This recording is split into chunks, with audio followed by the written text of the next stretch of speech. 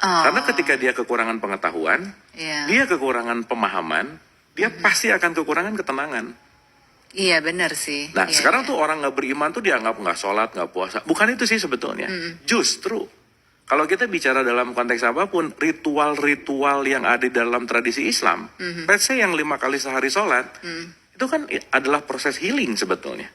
Iya, walaupun itu dikenal sebagai pilar Islam kan. Pilar Islam. Karena segala sesuatu akan menjadi Islam. Islam itu kan damai. Iya. Kedamaian terjadi ketika jiwanya tenang.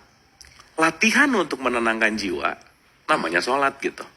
So that's why sholat itu dalam bahasa artinya terhubung, connecting. Connecting to the higher self gitu. Itu yang bikin aku jadi pindah. Kesebut ya. Gitu ceritanya. Iya, di tengah kegalauanku mencari ketenangan itu gitu, Ya, aku mencoba untuk melakukan sholat dan disitulah aku mendapatkan kedamaian saat benar-benar sendirian. Betul, betul. Tapi Mbak, aku mau relate kan sama, kan relate ini ya. Aku tuh research hampir 14 tahun nih. Benar. Dan kita tahu bahwa, ya maaf ya kalau kita bicara Indonesia negara yang orang Islamnya paling banyak, tapi ternyata nggak paling Islami gitu. Kenapa? Iya, iya. Salah satunya, banyak orang di Indonesia yang melakukan ritual, nggak ngerti apa-apa. Jadi sekarang ada orang yang baca Qurannya rajin, hatam iya, sholat iya, tapi dia nggak ngerti tujuannya untuk apa. Kenapa? Karena hanya dilakukan dalam bentuk dogma dan doktrin.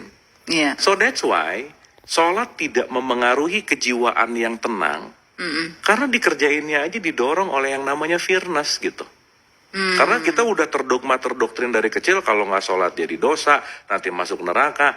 Makanya orang kalau ngerjain itu tuh ya yang penting seakan-akan hanya menggugurkan kewajiban, tapi tidak terkoneksi kepada esensial gitu. Itu yang terjadi dalam konteks ya based on researchnya Abu gitu ya.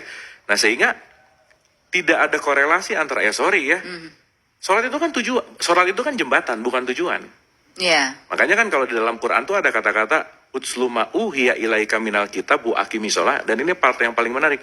Inna sholata tanha anil fahsya'i wal munkar. Sholatmu itu mencegah perbuatan keji dan munkar.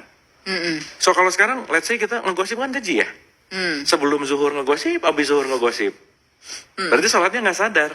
Lawan kata sadar namanya mabuk. Maka janganlah kamu sholat dalam keadaan mabuk. Maksudnya mabuk apa? Iftitahnya nggak ngerti. Al-Fatihahnya nggak ngerti, bacaan pendeknya nggak ngerti. Tiba-tiba, Assalamualaikum, udah aja.